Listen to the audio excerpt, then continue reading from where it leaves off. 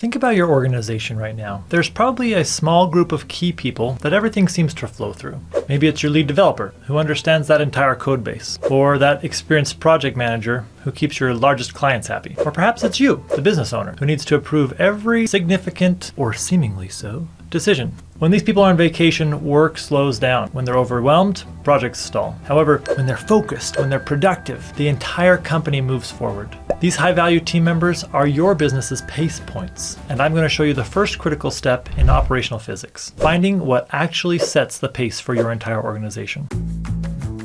Not what you think is limiting your growth, but what is truly determining how fast your business can move. You might be amazed how often these two are misconstrued, but that's for another point. Here's why pace points matter. Unlike bottlenecks, which are just annoying slowdowns you want to get rid of, pace points are valuable resources you want to maximize. They're the engines of your business, your specialized equipment, your skilled team members, the unique processes that can create your competitive advantage. You don't want to get rid of them. You want to dramatically get more out of them. Once you spot your pace points, everything changes. You'll know exactly where to focus your improvement efforts for maximum impact. So, what exactly are pace points, and how do you find yours? That's what we're talking about today. Let me break this down into a quick example for you. Picture a very busy restaurant. That chef who creates those signature dishes that customers line up for. They, the chef, are a classic pace point. You can hire more servers, add more tables, expand your dining room, but you can only serve as many of those special dishes as that chef can prepare. Remember, a pace point is completely different from a bottleneck. A bottleneck is just something that slows things down, like a slow payment system that frustrates everyone. You'd happily replace that system with something faster, but your pace point, that's where your unique value happens. That chef's expertise is exactly what makes your restaurant special. You don't want to eliminate your pace point. You want to maximize what you get from it. That slow payment system, toss that thing. That's not what's making you special. And here's the thing, when you fix a bottleneck, you just remove an annoyance. But when you maximize a pace point, you directly increase the capacity of your entire business. Your whole operation can only move as fast as your pace point allows. So, how do you identify your pace point? Look for these 3 telltale signs. First, where does work pile up in the business? Always start by looking for where work is accumulating. Let me give you some examples. In a restaurant, you might see tickets stacking up for the grill, while other stations have capacity to spare. In a software company, look at your project management board. You'll often see tasks accumulating in specific columns. Maybe they're stuck waiting for QA testing or security review. Meanwhile, the development team might be consistently asking, what should I work on next? That's your clear sign that QA or security team is a potential pace point. Or in a marketing agency, watch how client requests flow. You might notice that the design briefs sit in the creative director's inbox for a few days while the rest of the team waits. The copywriters and web developers have bandwidth, but everything's waiting on those initial design concepts. In manufacturing, it's usually a little more visible. Just look at the physical inventory. You'll see components literally stacking up in front of certain workstations while others have clear space. I've worked with a cabinet maker where you could literally see piles of doors waiting for the specialized finishing station, while the cutting and assembly areas were relatively clear. This accumulation of work isn't random, it happens consistently at your pace point. Why does work pile up at your pace point? Because that's where specialized value gets created, and that specialization means it can't be easily replicated or sped up. Second, check where your customers are waiting. Got long lead times or delivery dates? That's usually a symptom of a pace point running at full capacity. If your clients have to wait weeks for an initial meeting with your top strategist, that's a pretty clear sign. Customers wait around pace points because they're specifically after the value that only your pace point can create. They don't want any consultant, they want your consultant. Third, spot the resources that never have a free moment. Which team members are always swamped? Which equipment or facilities are constantly in use? Those are probably your pace points. The key thing to remember here is that your pace point isn't some defect in the system. It's actually the most valuable part. You're hearing me say this over and over again because I want to drive home the value of this important content. It's maxed out precisely because it's where your unique value comes from.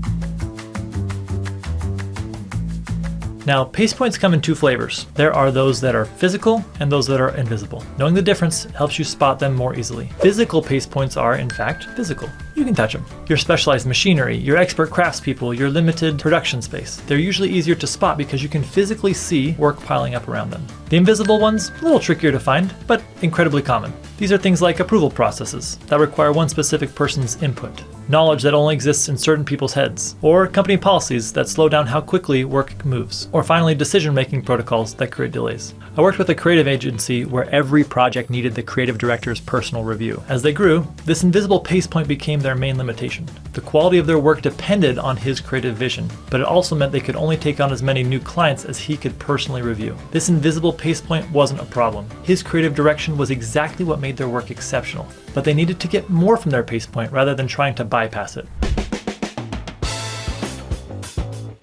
So, myth number 1, our pace point must be wherever the most problems exist. Not necessarily. Problems and errors can happen throughout your system. Your pace point might actually be running smoothly, but at full capacity. What makes a pace point isn't how problematic it is, but it's how it determines the health and speed of your overall system, its capacity. Why does that matter? Because fixing quality issues in a non-pace point area won't increase your throughput. It won't help you grow your capacity. Myth number 2, we should try to eliminate our pace point. This is probably the most dangerous one. Remember, your pace point is where unique value is created. Trying to eliminate it would mean eliminating what makes you special.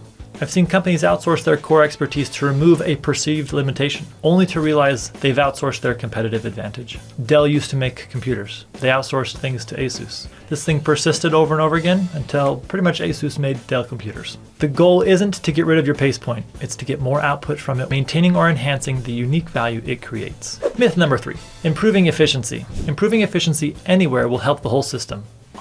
This one kills me. Operational physics shows us something that goes against common sense. Improving non-pace point areas often creates zero system-wide improvement in capacity.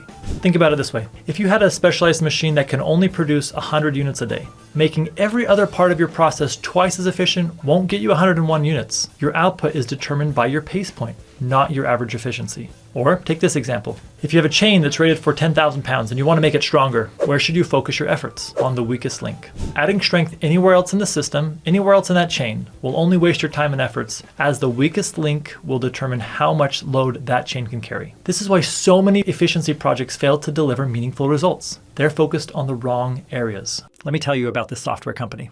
They had an incredible sales team bringing in new clients left and right, but despite hiring more developers, they couldn't deliver projects any faster. Customer wait times kept growing and everyone was stressed out. You could sense the burnout on the team. The obvious answer seemed to be hire more developers. But after mapping out their system, we found something surprising. Their true pace point wasn't their development capacity. It was their solution architecture team.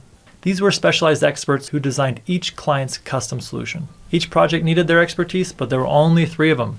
No matter how many developers they hired, projects could only move as fast as these solution architects could design them. Their lack of availability was causing ongoing and escalating issues within that organization and with their customers. Here's the important part. These architects weren't a problem to eliminate. Their specialized knowledge was exactly what made their company's solutions better than their competitors. They were a valuable pace point that needed to be maximized, not a bottleneck to be removed.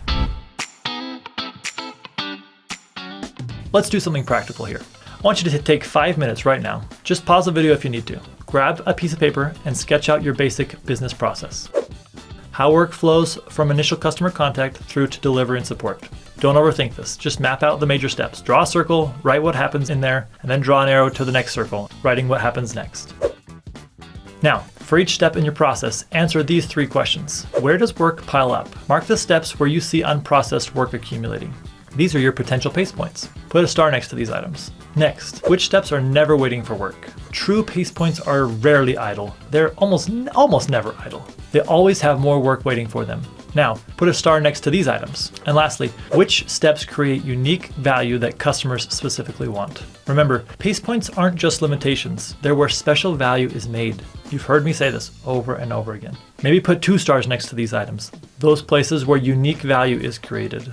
Now, count up the stars. The step that has the highest number of stars is probably your pace point. It is where work piles up. It's never waiting for input, and it creates unique value. Now ask yourself, is this a physical pace point? Like people, equipment, facilities, or invisible one, processes, policies, approvals. Knowing this distinction will help you develop the right strategy to maximize it, which I'll cover in the next video. Finding your true pace point will completely change how you approach improvement, goal setting, and strategy. Instead of spreading resources thin across dozens of projects, you can focus exactly where it matters most. If you remember only one thing from this video, remember this, that your pace point isn't a problem. It's actually your most valuable resource. This will feel intuitive as you start to map it out and you realize, oh, that's where it is. It's the engine of your business that creates your unique value, but also sets your maximum capacity.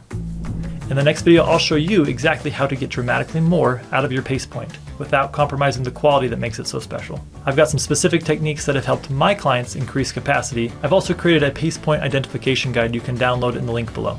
It includes advanced methods for pinning your pace point and a way to validate that you found the right one. Till next time, find your pace point and you will find your path toward breakthrough growth.